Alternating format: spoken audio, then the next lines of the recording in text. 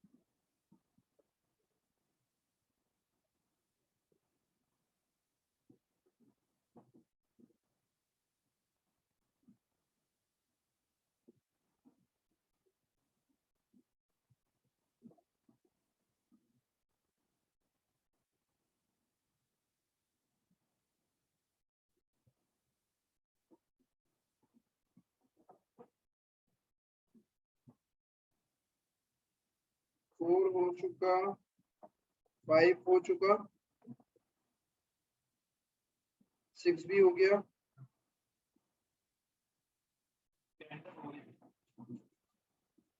7 done, 8 done, 9 done and 10 done.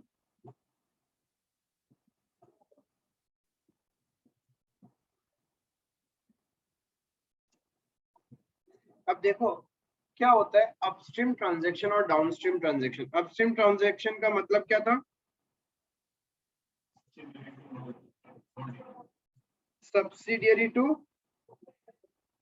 Parent हम लोग good cell करता है, और डाउनस्ट्रीम क्या था, नहीं नहीं कहाँ चला जाता है,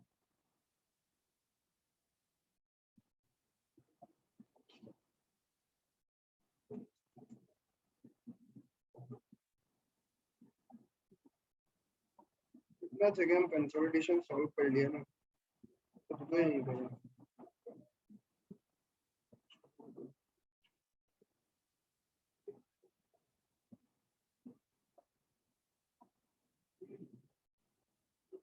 इसमें भी सॉल्व किया हुआ है, इधर भी सॉल्व किया हुआ है।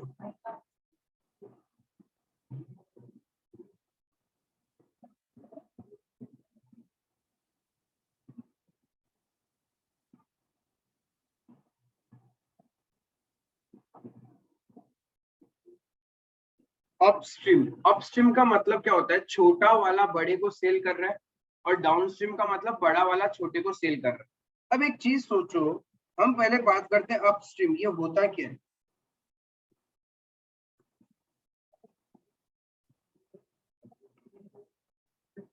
इसका मतलब सब्सिडियरी कंपनी होल्डिंग कंपनी को सेल करेगा, अपस्ट्रीम का मतलब तो वही होगा।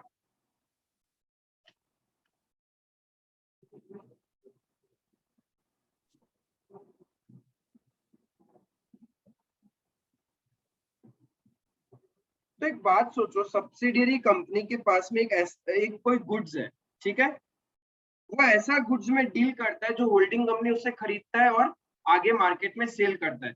नाउ ये जो सब्सिडियरी कंपनी है तो प्रॉफिट लगा के ही बेचेगा। सपोज इसने क्या किया, इसके पास गुड्स था,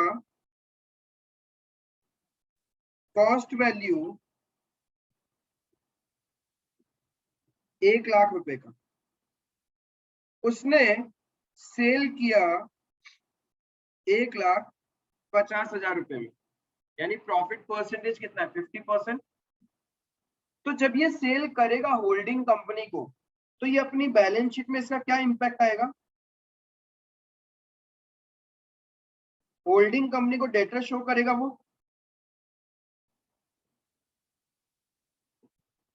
ये अपनी बैलेंस शीट में इसका इंपैक्ट क्या आएगा, होल्डिंग कंपनी से 1,50,000 लेना है for the good sold, right. इसका इन्वेंट्री 1,00,000 से माइनस हो जाएगा, 1,00,000 का सेल किया ना, और इधर प्रॉफिट एंड लॉस में कितना आ जाएगा, 50,000। होल्डिंग कंपनी अपने बुक्स में क्या शो करेगा,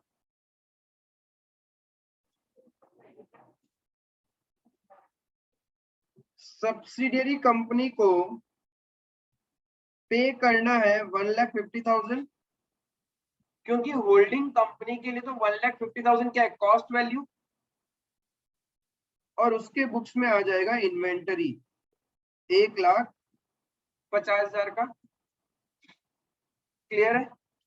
अब एक बात देखो, बाद में क्या हुआ, फ्यूचर में इन दोनों का होल्डिंग सब्सिडियरी रिलेशनशिप बिल्डअप हो गया, तो होल्डिंग कंपनी क्या करेगा, सब्सिडियरी कंपनी के बुक्स को मर्ज करके बनाएगा अपना books, right.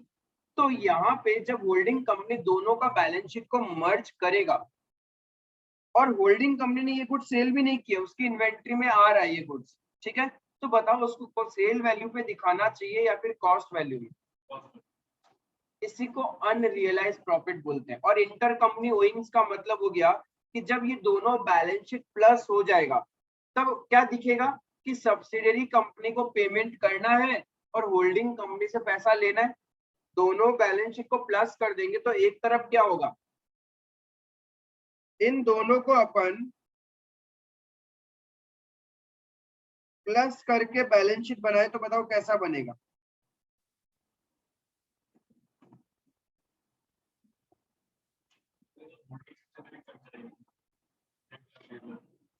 Holding subsidiary cut जाएगा 1,50,000, क्लियर है।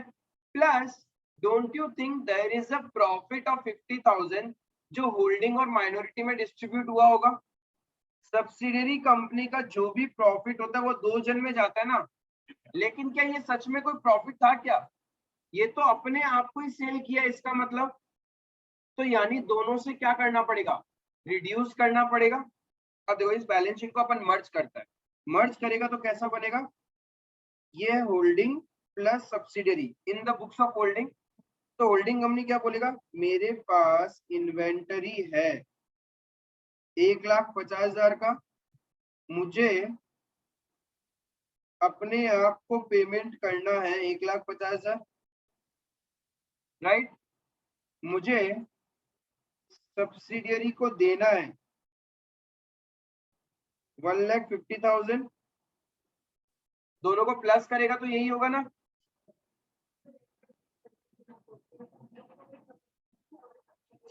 ये बैलेंस शीट और ये बैलेंस शीट अपन प्लस कर रहे हैं।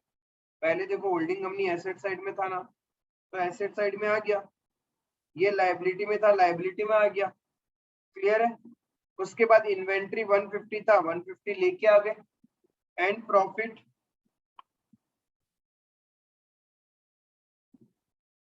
50,000। ये सिनेरियो था कुछ ऐसा।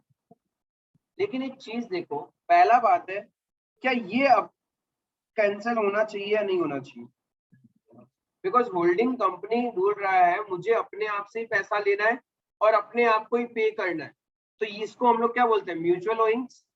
तो हम लोग एंट्री क्या करेगा, डेटर्स को क्रेडिट कर देगा और क्रेडिटर्स को डेबिट कर देगा, तो एंट्री कैंसिल हो जाएगा। मोदित और मिनमय ये पार्ट समझ में आया क्या? हाँ भैया। हाँ सर। तो इसको बोलते हैं म्यूचुअल ओइंग्स। अब देखो प्रॉब्लम ये है, हम अपना ही इन्वेंट्री को सेलिंग प्राइस पे शो कर रहे हैं, क्या इन्वेंट्री कॉस्ट प्राइस पे आना चाहिए या नहीं आना चाहिए? आना चाहिए। तो इसको कैंसल करके मुझे 1,00,000 में लेके आना है, तो जब 1,00,000 से लेके आऊंगा तब ये प्रॉफिट भी हट जाएगा। हाँ। बट ये प्रॉफिट हम लोग ऑलरेडी डिस्ट्रीब्यूट कर चुका होगा होल्डिंग और माइनॉरिटी के बीच में, क्योंकि ये प्रॉफिट है किसका, सब्सिडियरी कंपनी का है ना, और सब्सिडियरी कंपनी का जो भी रिजर्व्स एंड सरप्लस होता है वो होल्डिंग और माइनॉरिटी में जाता है। इसीलिए देखो, जब तुम्हारा अपस्ट्रीम ट्रांजैक्शन होता है तब क्या बोला, unrealised profit is reduced from stock, अभी देखो हमने स्टॉक में से प्रॉफिट हटाया ना, 1,50,000 था, उसको 1,00,000 बना दिया, जितना प्रॉफिट था, यानी unsold goods received from the subsidiary company, उससे क्या होगा, प्रॉफिट हटाना पड़ेगा, बिकॉज अब वो मेरा ही स्टॉक है and stock is valued at cost price. तो हम लोग को इसको कॉस्ट प्राइस पे दिखाना चाहिए, क्योंकि मैं होल्डिंग और सब्सिडियरी एक ही एंटिटी हुआ, तो वो अपने आप को ही जब सेल कर रहे हैं तो उसको सेलिंग प्राइस में थोड़ी दिखाएगा, वो तो कॉस्ट प्राइस में दिखाएगा। तो उसको क्या करना है, कॉस्ट पे लेके आना है। सेकेंडली देखो क्या बोला, unrealised profit share is adjusted from holding and minority. हम लोग ये पैसा 50,000 किसको दे चुका होगा, होल्डिंग एंड माइनॉरिटी को दे चुका होगा ना। जब Yes. दिया होगा, सपोज होल्डिंग एंड माइनॉरिटी का रिलेशन है 80% एंड 20%, ये उनको मिला होगा, तो कितना मिल चुका होगा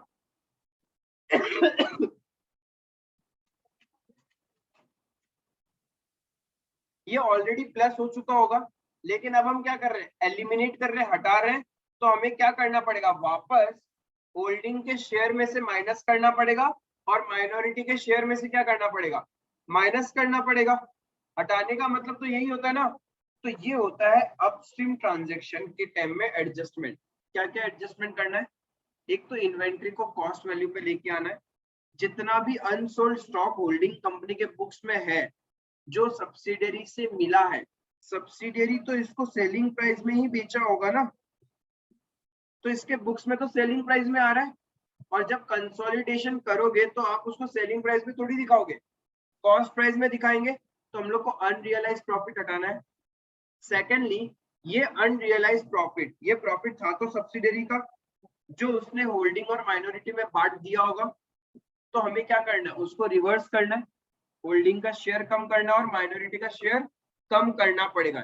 ये होता है adjustment in case of upstream transaction. Whereas in case of downstream transaction क्या होगा, बताओ लॉजिकली। डाउनस्ट्रीम में क्या होगा, होल्डिंग सब्सिडियरी को सेल कर रहा है, राइट। तो सब्सिडियरी के बुक्स में जो इन्वेंट्री आ रहा होगा, जो है होल्डिंग ने बेचा है, वो क्लब करेंगे हम। तो होल्डिंग कंपनी जस्ट क्या करेगा, अपना रिजर्व्स एंड सरप्लस माइनस कर देगा। क्योंकि देखो, जब होल्डिंग डाउनस्ट्रीम की बात करें, क्या होगा, होल्डिंग किसको बेचेगा, सब्सिडियरी को। कॉस्ट है 1,00,000, सेल किया 1,50,000। तो होल्डिंग कंपनी अपना बैलेंस शीट में क्या दिखाएगा कि सब्सिडियरी से पैसा लेना है 1,50,000 एंड प्रॉफिट हुआ है 50,000 का, राइट। और इन्वेंट्री माइनस हो गया 1,00,000 का। 1,00,000 का इन्वेंट्री माइनस, ये शो करेगा वो। सब्सिडियरी कंपनी क्या शो करेगा,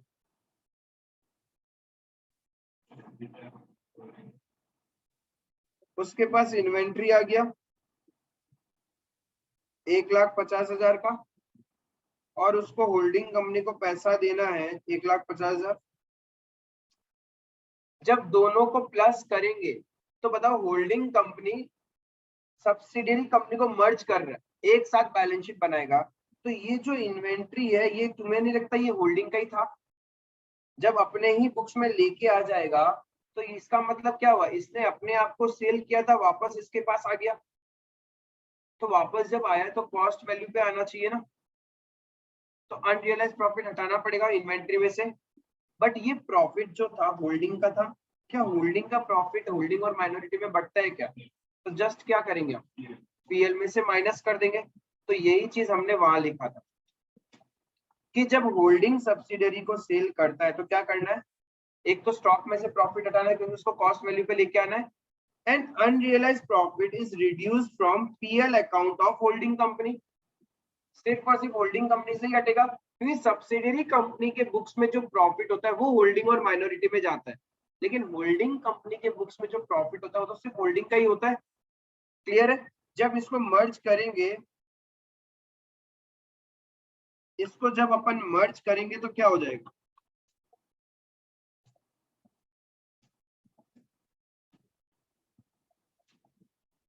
ये बोलेगा सब्सिडियरी से लेना है 150, ये अपने आप को बोलेगा देना है 1,50,000, इन्वेंट्री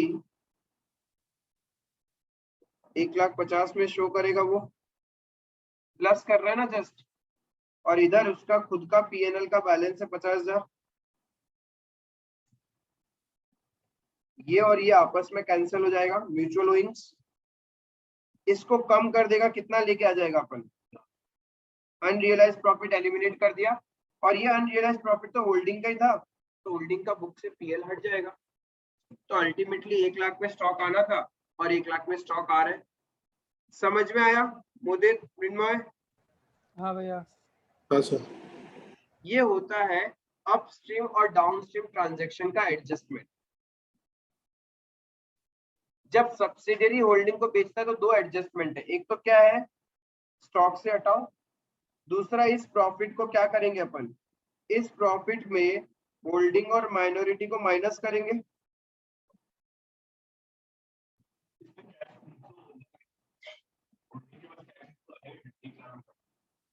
इन्वेंट्री वापस आ जाएगा, तो पैसा क्यों आएगा, इन्वेंट्री वापस आ गया। हाँ, जब आगे बेचेगा तब आएगा। ये समझ में आया क्या? हाँ, मतलब अपने ही आदमी को दे रहा है, बाद में वो आदमी अपना ही हो गया।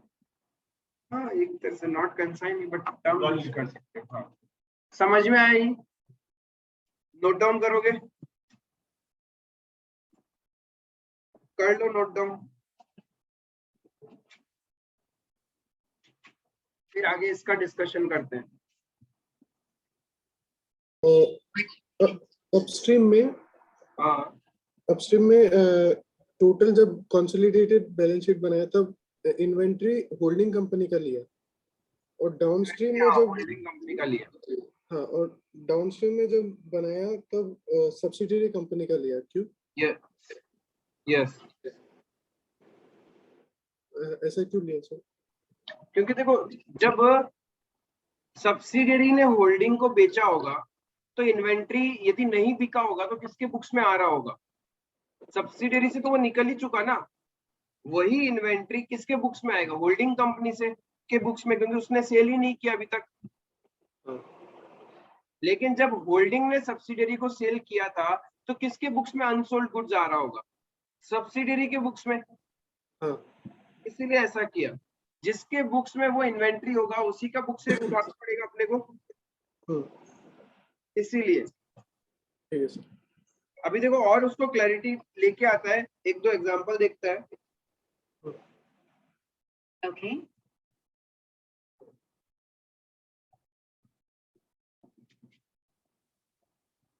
देखो इलस्ट्रेशन नंबर 11,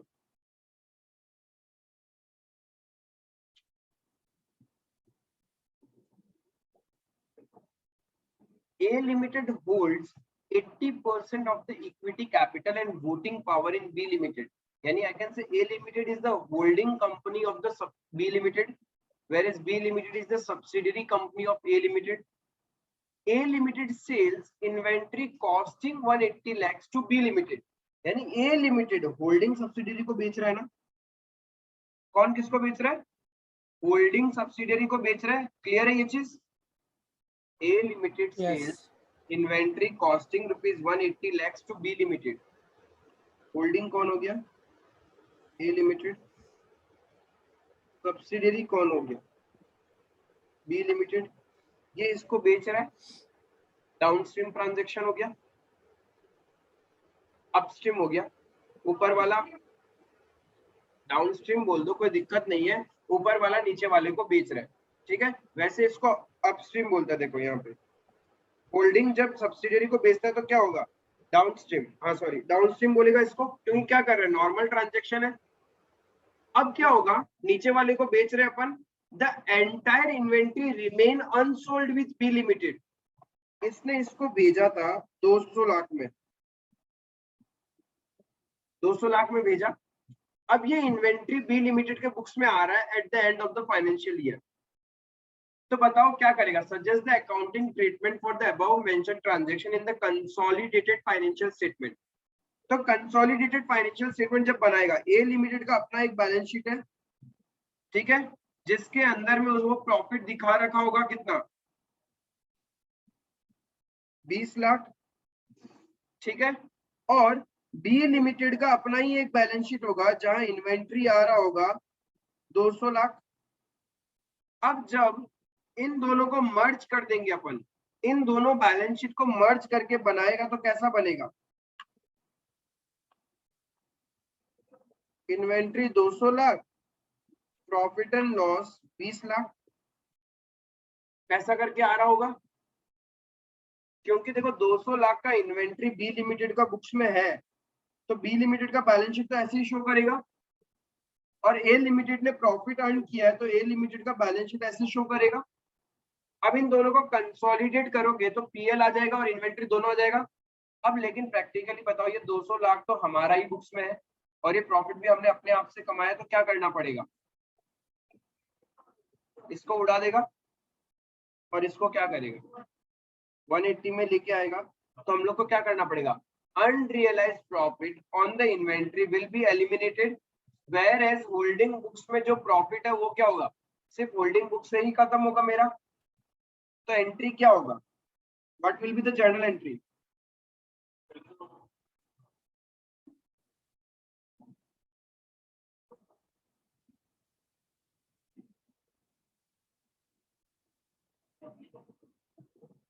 यही होने वाला है ना। जिसको नंबर 1 नहीं समझ में आया बताओ मेरे को।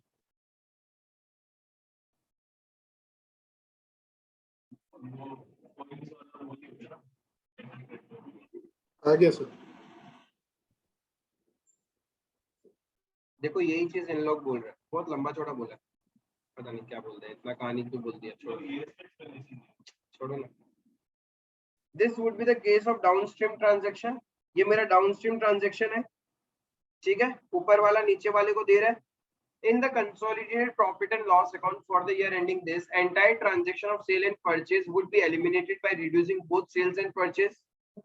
वो तो प्रॉफिट एंड लॉस का बता रहा है कि जब प्रॉफिट एंड लॉस बनाएगा तो क्या होगा, एक तरफ सेल्स और एक तरफ के लिए परचेज, तो आपस में कैंसिल हो जाएगा purchase sales. Further the unrealized profit of 20 lakhs would be eliminated from the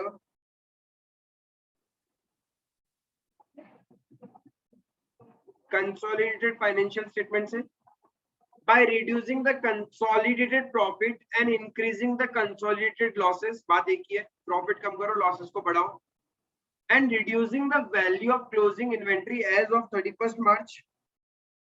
तो दो ही ट्रीटमेंट करना है, क्या करना है कि प्रॉफिट को कम करना है 20 लाख से, और क्या करना है, इन्वेंट्री को भी कम करना है 20 लाख से। नेक्स्ट बताओ मुझे क्या करेंगे,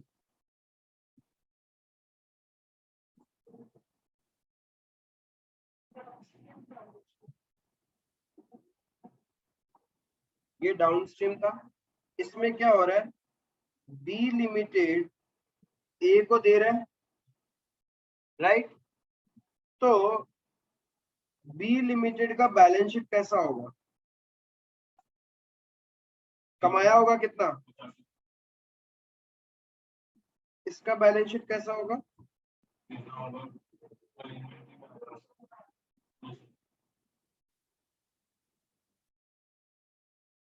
ये 50 लाख तो हम ऑलरेडी होल्डिंग और माइनॉरिटी में बांट चुके होंगे जिस दिन होल्डिंग सब्सिडियरी रिलेशनशिप बना था, तो ये तो कहानी खत्म हो चुका, एक बार तो बांट चुके होंगे ना अपन। लेकिन जब मर्ज करेंगे तो क्या होगा, इन्वेंट्री तो 200 लाख में आएगा, बट इन्वेंट्री करेक्ट आना किस वैल्यू पे चाहिए, तो ये 50 लाख का इम्पैक्ट क्या करेंगे, होल्डिंग का पीएल से माइनस होगा जितना भी था, 50 लाख का 75%, 37.5 कितना, 37.5 ये होल्डिंग में से माइनस होगा, और माइनॉरिटी में से कितना माइनस होगा,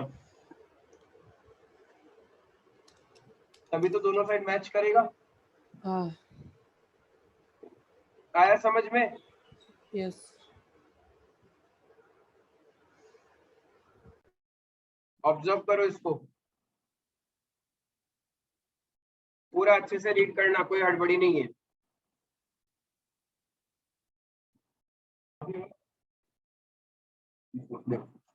Hemant Limited purchased 80% shares of Power Limited on 1st of January 2011.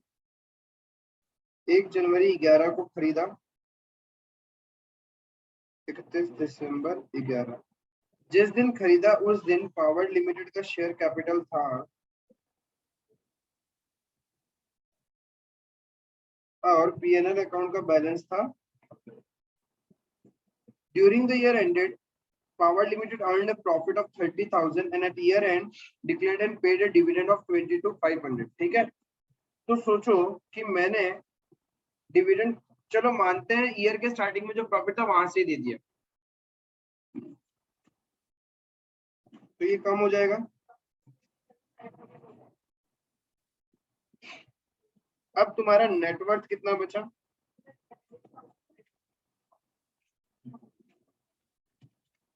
2,17,500, जिसमें से होल्डिंग और माइनॉरिटी में जाएगा 174।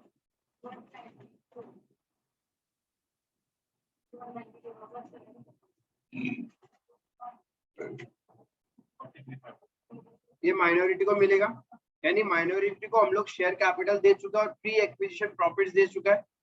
अब इसका गुडविल निकालने के लिए माइनस नेट इन्वेस्टमेंट करते हैं अपन। नेट इन्वेस्टमेंट क्या होगा? ग्रॉस इन्वेस्टमेंट कितना था उसका? 2,10,000, लेकिन अभी उसको प्री गुडविल डिविडेंड भी तो मिल रहा है एंड वो प्री एक्विजिशन प्रॉफिट से यानी कैपिटल प्रॉफिट हुआ उसके लिए, तो गुडविल डिविडेंड कितना मिल रहा है? 22,500 का 80%, 18,000।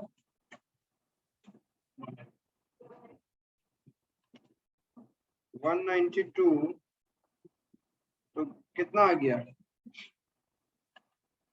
18,000 तुम एक्स्ट्रा पे कर रहा है, तो दैट इज द गुडविल। एक ये हो गया। अब ईयर एंड में पीएल का बैलेंस कितना है?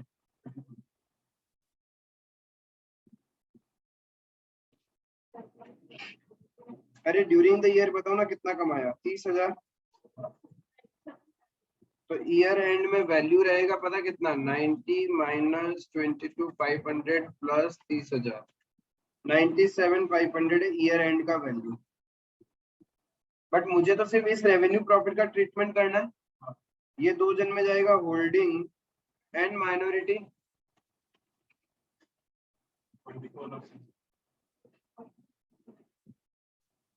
तो ये तो उसका पीएनएल अकाउंट में चला जाएगा और ये माइनॉरिटी में ऐड हो जाएगा। तो 49,500 टोटल माइनॉरिटी का इंटरेस्ट। तीन चीज मिलता है ना, share capital, pre acquisition profit, post acquisition profit. Mudit हो गया था क्या ये? हाँ सर। क्लियर है अभी? हर्ष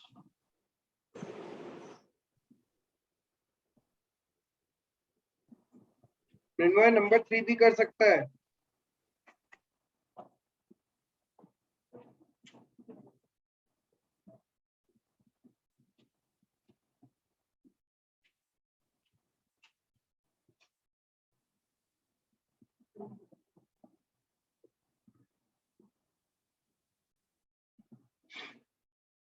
थ्री फोर फाइव अभी करना है, उसके बाद में आगे छोटा मोटा पार्ट बचा है, ज्यादा कुछ बचा नहीं है।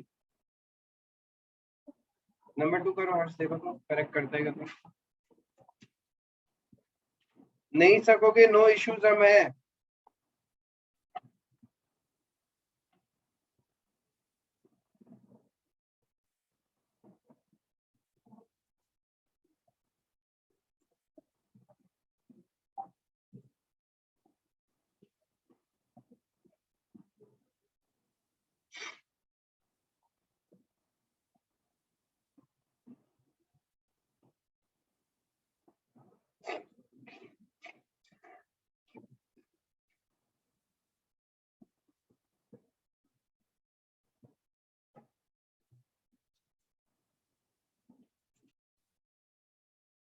Number 3 same as illustration number 1, it will hardly take you 5 minutes, ठीक है।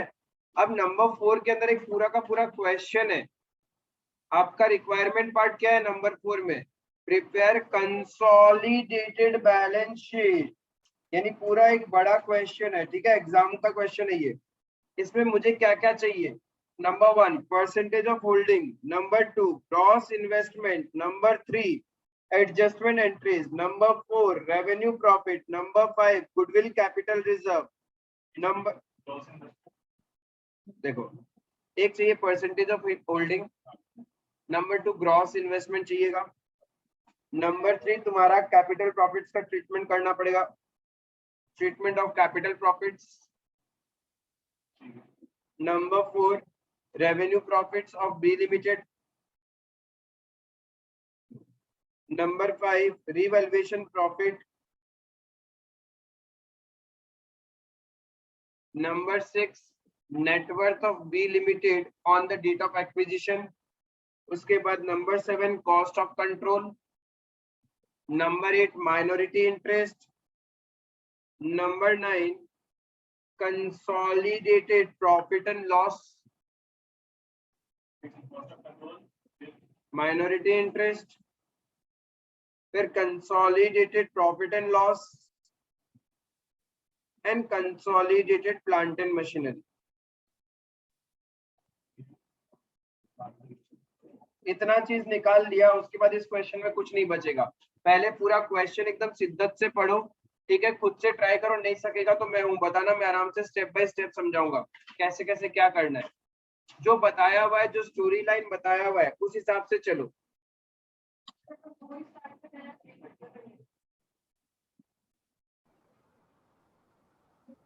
क्या बोलता है? 1 जनवरी 11 को ये था पोजीशन, हाँ 1 जुलाई को होल्डिंग सब्सिडियरी रिलेशनशिप बिल्डअप हुआ और 31 दिसंबर को ये। 1 जनवरी को उसके पास 30,000 बैलेंस था पीएनएल अकाउंट में और general reserve 1 lakh. Year and में जनरल रिजर्व का वैल्यू 1 लाख है और पीएनएल का बैलेंस दिया हुआ है 82,000, ठीक है। और अब हम लोग को क्या करना है? पहले तो on the date of acquisition उसका निकालना है ना वैल्यू। तो on the date of acquisition 80% और 20% होल्डिंग सब्सिडियरी रिलेशनशिप बन गया मेरा। अब यहाँ पे इस दिन प्लांट एंड मशीनरी का वैल्यू था मेरा 1,50,000। इसको मैंने इस डेट पे रीवैल्यू करके बना दिया 1,80,000। तो पहले यहाँ से यहाँ आने में डेप्रिशिएट हो गया, तो बुक वैल्यू हुआ 142,500। अच्छा समझा भैया। यहाँ से समझ यहाँ गया। उसको डेप्रिशिएट भी तो करना पड़ेगा ना पहले। तो 142,500 का वैल्यू बन गया 180, तो रिवैल्यूएशन प्रॉफिट कितना? 37,500। क्लियर है? फिर आगे चल के आपने इस डेट में डिविडेंड दिया 20,000 रुपए का, तो हमने डिविडेंड दे दिया प्री एक्विजिशन प्रॉफिट से, तो पीएनएल का बैलेंस रह गया 10,000। अब ये पीएनएल का 10,000 का बैलेंस ईयर एंड में है 82। तो ड्यूरिंग द ईयर कितना अर्न किया? 72। तो यहाँ पे प्री एक्विजिशन, ये पोस्ट एक्विजिशन, ये सब हो गया भैया।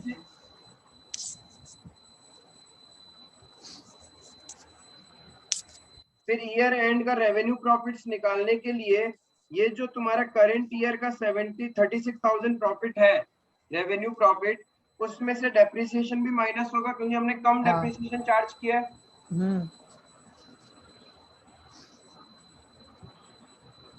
तो यही तो पॉइंट्स है जो ऑलरेडी पॉइंट्स हमने किए हैं। बाकी 34,500 ना भैया? क्या चीज 34? नहीं सॉरी एक मिनट।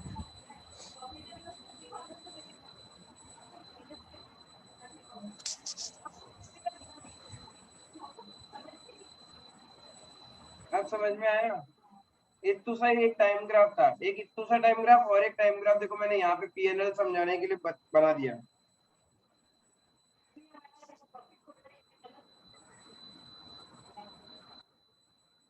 जिस डेट में जो ट्रांजैक्शन किया उसको तो दिखाना पड़ेगा। तो अब देखो परसेंटेज ऑफ होल्डिंग कितना, 80-20 ग्रॉस इन्वेस्टमेंट बैलेंस शीट में दिया हुआ है।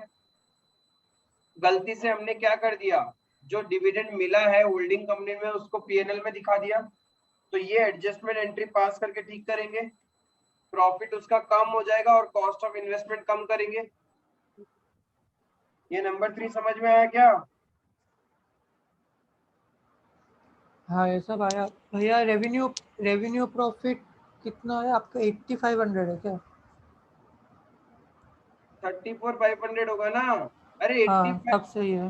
36,000 में से 1500 डेप्रिसिएशन गया तो हाँ 34,500 मेरा रेवेन्यू प्रॉफिट होगा बी लिमिटेड का।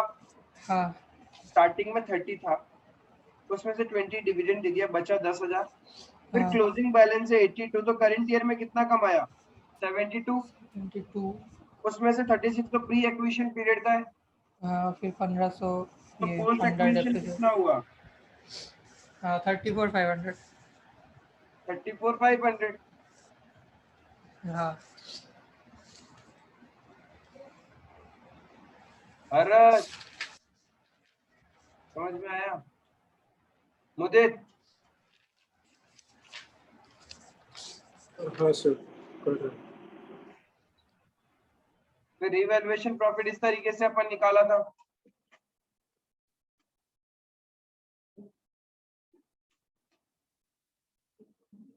नेटवर्क निकाल लिया था।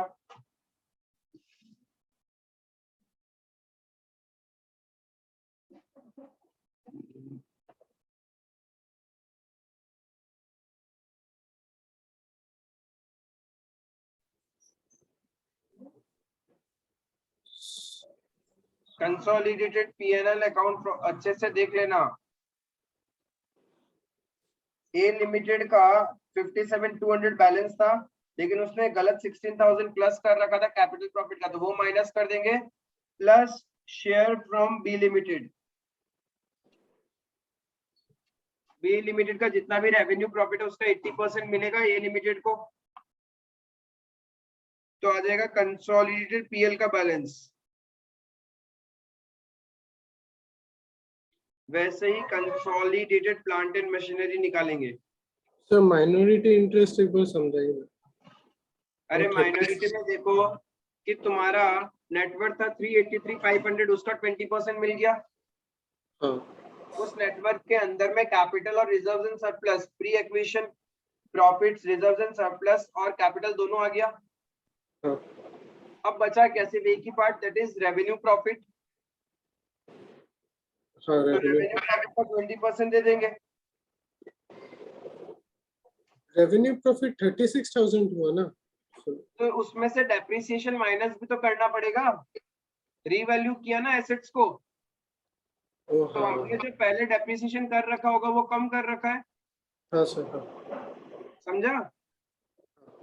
देखो ऐसे रेवेन्यू प्रॉफिट निकलेगा।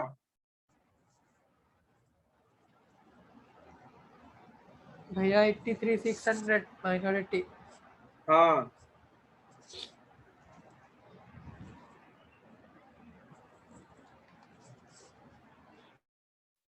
अच्छे से देख के ये सब वर्किंग नोट्स बनाना, मेरा पहले टाइम ग्राफ बनाना है, as it is time graph बना लो समझने के लिए, क्योंकि ये तुम लोग का पहला बार में किया इसलिए 1 घंटा से भी ज्यादा लग रहा होगा।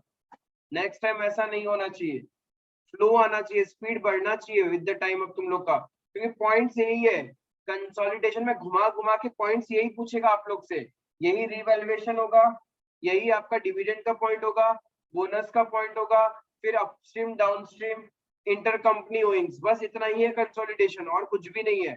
इन पॉइंट्स में ही बस आपको कमांड करना है। एग्जाम में 5 मिनट बस एक्स्ट्रा डिवोट करोगे ना ये टाइम ग्राफ को बनाने में, तो सारा चीज ऐसे फटाफट हो जाएगा, लेकिन इसी में मिस्टेक किया तो फिर कुछ नहीं हो सकता।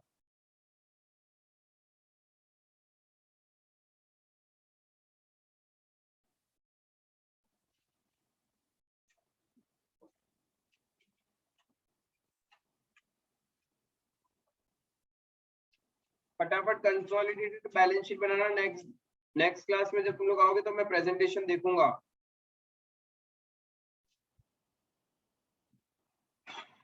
देखो क्या बोल रहे हैं नंबर 5 में, on 31st of March 2011 the balance sheet of H Limited and its subsidiary S Limited stood as follows.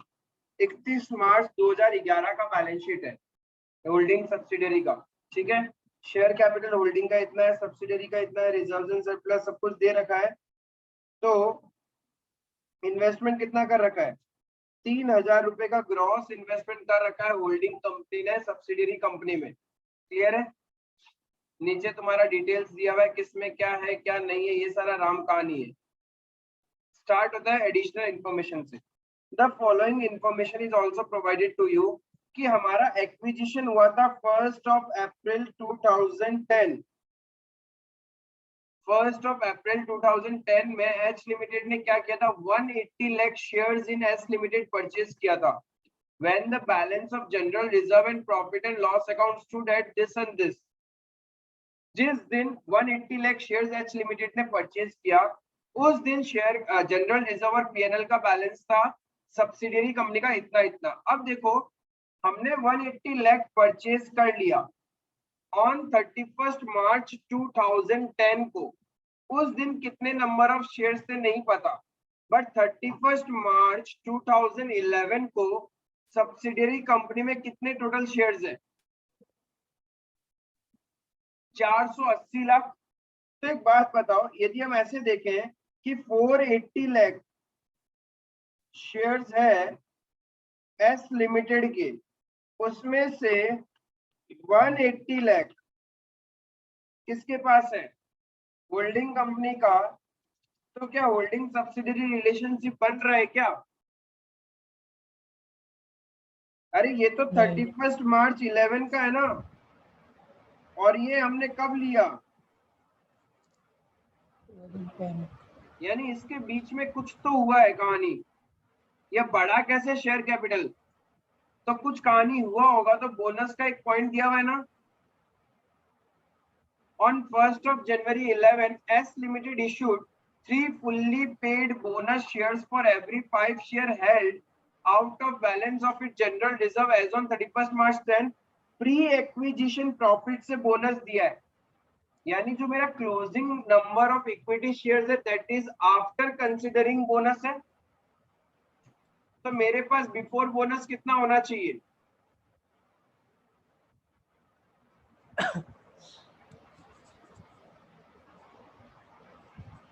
अरे सोचो 3 बोनस शेयर्स दिए हैं जिसके पास 5 शेयर्स था, यानी ईयर के बिगिनिंग में जिसके पास 5 शेयर्स था उसको 3 और मिल गए, क्लोजिंग कितना हो गया, 8। क्लियर है? अभी मुझे क्या पता है, इसका मतलब कहना इससे जिसके पास 1 शेयर अभी है उसका बोनस इंक्लूडेड है ना, यानी I can say 8 shares closing balance है तो ओपनिंग कितना होगा,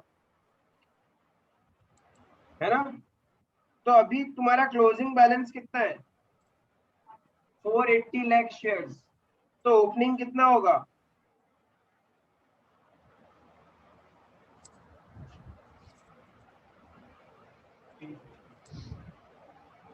आया समझ में। तो ओपनिंग शेयर्स 300 लाख है, उसमें से 180 लाख तो उसके पास ही है होल्डिंग के पास, बाकी माइनॉरिटी।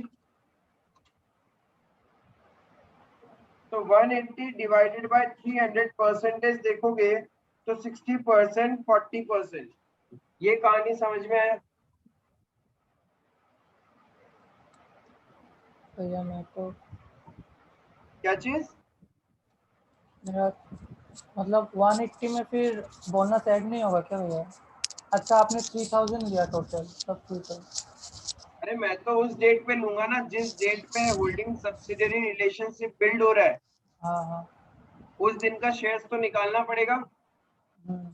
तो उस दिन का शेयर्स था 300 लाख, होल्डिंग के पास 180 और माइनॉरिटी के पास 120। क्लियर है? जनरल रिजर्व इतना इतना बैलेंस था 3000, 1200, और उसके बाद में क्या बोलता है, बोनस जितना भी दिया है, यानी मेरे शेयर्स थे 300 लाख, ईयर एंड में जाके वो कितना बन गया, 480, यानी बोनस शेयर्स कितना दिया है, 180 लाख का। 180 multiply by 10 rupees face value 1800 lakh, और ये मैंने कहां से दिया है, जनरल रिजर्व। तो ये माइनस हो के इतना बच गया जनरल रिजर्व 1200, ये क्लियर है? हाँ आगे चलते हैं। ये तो हो गया पॉइंट नंबर 1। 3000 और 1200 हमने लिख लिया। 3000-1200 उस दिन 180 लाख एक्वायर किया था और उस दिन कंपनी के शेयर से 300 लाख। क्लियर है? तो होल्डिंग सब्सिडियरी रिलेशनशिप आ गया मेरा 60% एंड 40%। क्लियर है?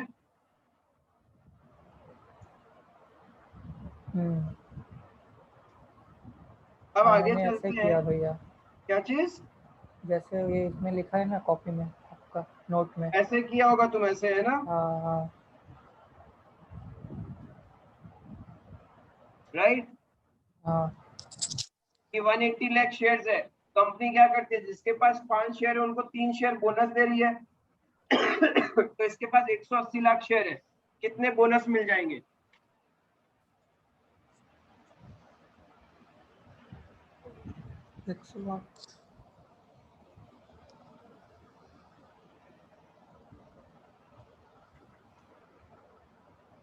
तो क्लोजिंग नंबर ऑफ शेयर्स कितना हो जाएगा?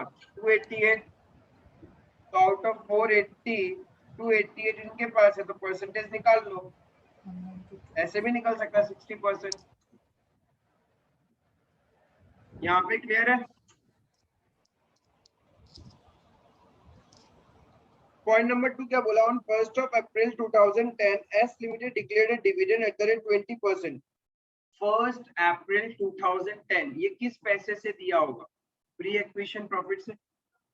31st मार्च 2010 में होल्डिंग सब्सिडियरी रिलेशनशिप हुआ। 1st of April 2010 में डिविडेंड देगा तो ऑब्वियसली वो प्री एक्विजिशन प्रॉफिट से दे रहा है। 20% dividend for the year ending 31st मार्च 10। तो यानी पिछले साल का डिविडेंड दे रहा है। पिछले साल शेयर्स थे कितने? 300 लाख के, तो यानी 3000 लाख रुपीस के टर्म्स में उसका 20% यानी 600 लाख। तो इसने कहां से दिया होगा? रिजर्व्स एंड सरप्लस से ही दिया होगा पिछला साल का। तो 600 लाख क्या कर दिया हमने? डिविडेंड दे दिया। तो इतना पीएल का बैलेंस बचा होगा। बट होल्डिंग कंपनी ने क्या किया? गलती से इस डिविडेंड को 600 लाख में से 60% तो इसी को मिलेगा। 360 लाख को क्या करना चाहिए था? ग्रॉस इन्वेस्टमेंट से माइनस करना चाहिए, क्योंकि ये प्री एक्विजिशन प्रॉफिट से कैपिटल प्रॉफिट, पर उसने क्या कर दिया गलती से? तो ट्रीटमेंट क्या करेंगे?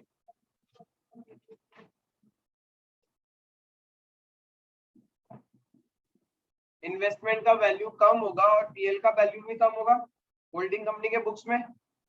इस पॉइंट में डाउट मुझे? नहीं सर। आगे क्या बोला?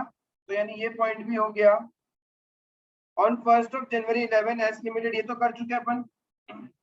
On 31st March of 11 all the bills payable in S Limited balance sheet were acceptance in favor of H Limited।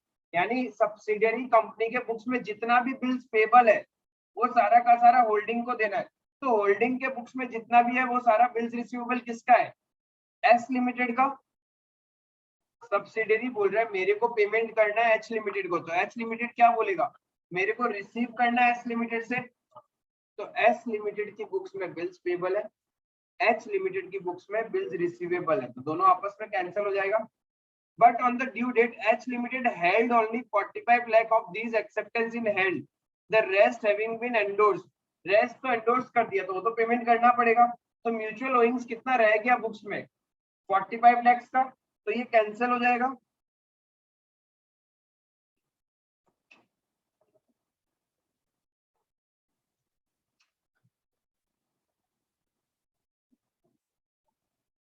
किया नहीं हम? ठीक है, म्यूचुअल ओइंग्स क्या होगा? 45 लाख दोनों से कैंसिल हो जाएगा। एक का बुक से बिल्स पेबल कम और एक का बुक से बिल्स रिसीवेबल कम हो जाएगा। पॉइंट नंबर डी में डाउट है क्या? अरे 45 लाख का एडजस्टमेंट करना है in the books of holding company. Holding company क्या एंट्री पास करेगा? Bills payable debit to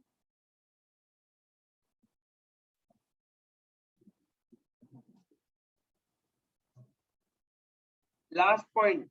On 31st March 11, S Limited inventory includes goods which it had purchased for rupees 100 lakh from H Limited. ये तो downstream transaction हो गया। H limited को cell कर रहे हैं, which made it 25% on cost है, on cost, but ये तो सेलिंग प्राइस होगा, तो ऑन सेल्स 20%। तो अनरियलाइज्ड प्रॉफिट होल्डिंग कंपनी निकालेगा अपना पीएनएल अकाउंट से, प्लस इन्वेंट्री का वैल्यू कम हो जाएगा लास्ट में। होल्डिंग माइनॉरिटी से तो ट्रीटमेंट नहीं करना है, क्योंकि ये अपस्ट्रीम ट्रांजैक्शन नहीं है। जब अपस्ट्रीम ट्रांजैक्शन होता है तब होल्डिंग और माइनॉरिटी दोनों से माइनस करता है, बट यहाँ नहीं करना। चीज क्लियर है ये पॉइंट? अब बचा क्या तो तुमको कॉस्ट ऑफ कंट्रोल। तो इस डेट में तुम्हारे पास जिस दिन एक्विजिशन हुआ उस दिन जनरल रिजर्व इतना है, पीएनएल का बैलेंस इतना है, शेयर कैपिटल है 3000 लाख, तो इसका 60% मिल जाएगा किसको? होल्डिंग को, 40% माइनॉरिटी को। ग्रॉस इन्वेस्टमेंट बैलेंस शीट में था ना,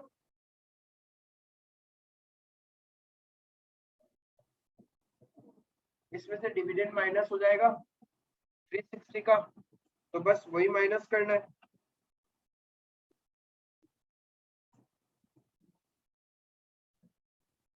gross investment 3000, capital profit minus हो गया, तो बचा कितना?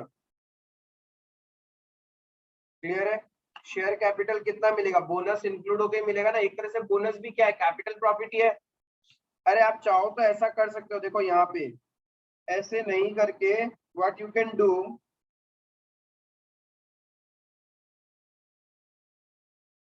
कैपिटल प्रॉफिट में दो चीज दिखा सकते हैं तुम लोग, एक तो डिविडेंड,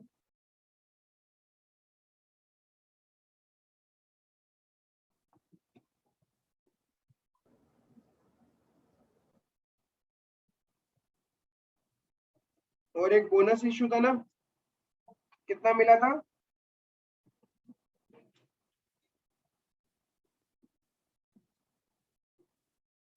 $1080।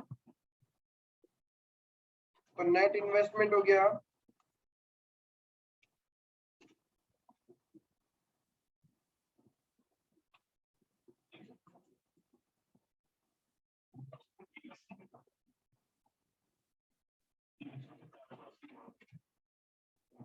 टोटल कितना बोनस शेयर्स था?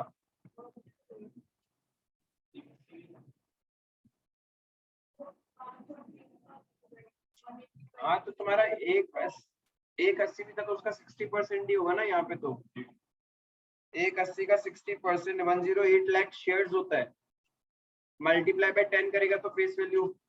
क्लियर है?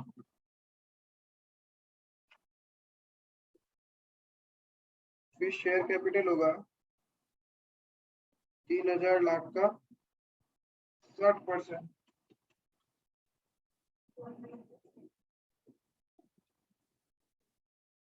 तभी भी आंसर सेम आएगा।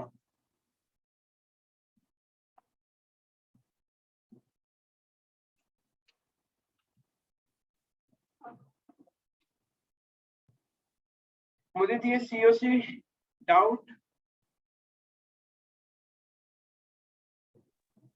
नहीं सर। उसमें माइनॉरिटी वालों को क्या होगा? कैपिटल का 40%, free acquisition general reserve and PNL हमने देखा था, ये रहा।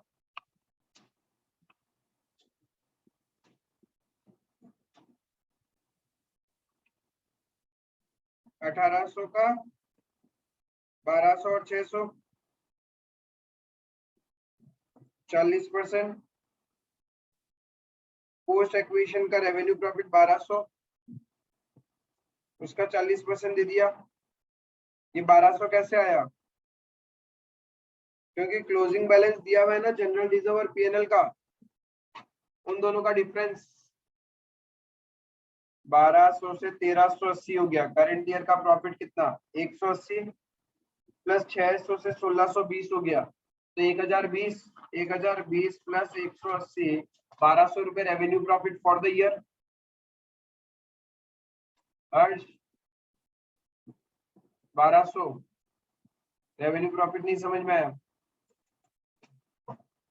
अरे जनरल रिजर्व 1200 से 1380 हो गया, 1380 माइनस 1200, तो 180 तो करंट ईयर में ही तो कमाया होगा। प्लस प्रॉफिट एंड लॉस 1620 हो गया फ्रॉम 600। तो वो 1020 भी तो करंट ईयर में कमाया है हमने, तो टोटल रेवेन्यू प्रॉफिट 1200 है और सारा पोस्ट एक्विजिशन में ही है ना। तो उस 1200 का 40% भी तो माइनॉरिटी को मिलेगा। क्लियर है ये?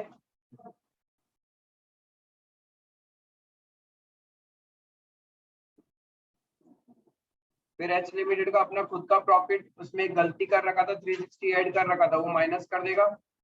और जो अनरियलाइज प्रॉफिट है इन्वेंट्री वाला 20 लाख इन्वेंट्री एडजस्टमेंट, वो भी हट जाएगा।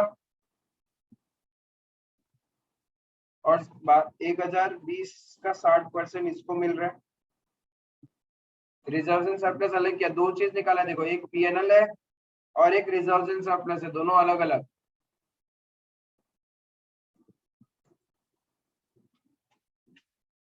बस इसके बाद और कोई ट्रीटमेंट है भी नहीं, खत्म।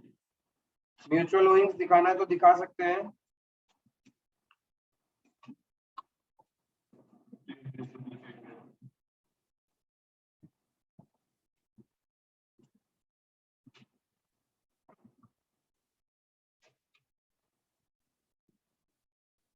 क्या होगा तुम्हारा? Bills payable debit to bills receivable 45 lakh हो गया म्यूचुअल ओइंग्स कैंसलेशन। अब जस्ट क्या करना है? बैलेंस शीट बनाना है। मृण्मय मुझे पर डाउट नहीं भैया।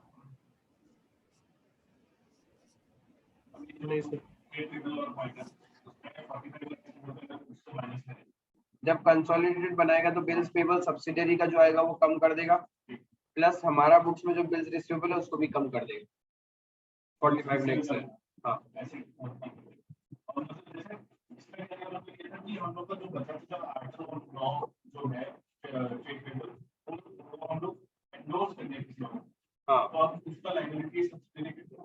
हाँ, उसका तो पे करना ही पड़ेगा ना अपने को।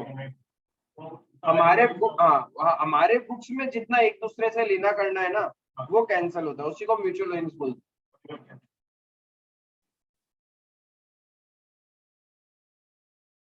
मतलब उतारना है तुम लोग को? हाँ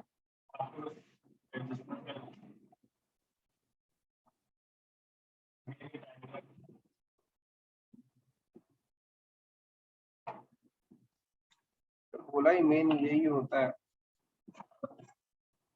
इसको प्रॉपर्ली बना लेता है कोई, उसके बाद प्रॉब्लम ही नहीं है।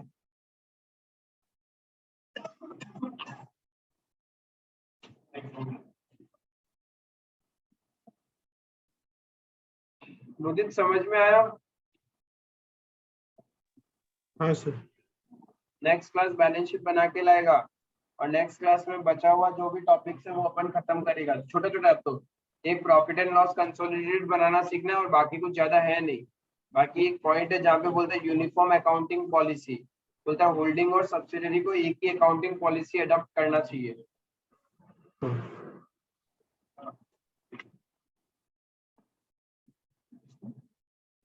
इसको नोट डाउन करो आज, और एक कर ले।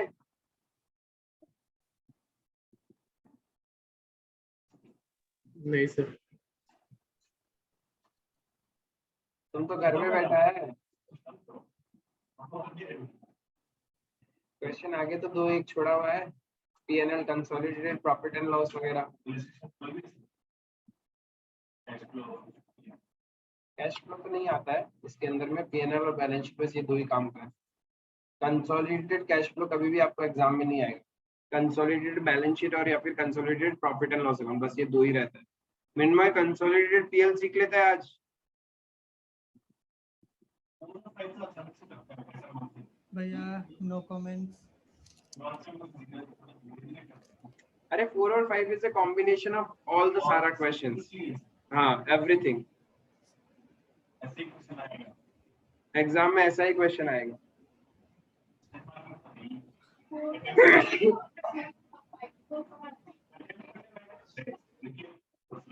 प्रैक्टिस एक दो बार बस कर लो घर पे सेल्फ अकेला बैठ के, फिर कोई प्रॉब्लम नहीं आएगा कंसोलिडेशन में। पॉइंट बाय पॉइंट सॉल्व करना है आपको, एकदम स्टेप बाय स्टेप है। यदि आप स्टेप फॉलो करोगे तो गलती नहीं होगा। स्टेप को थोड़ा सा भी इधर से उधर मचकाया, पहले ये बाद में ये, हाँ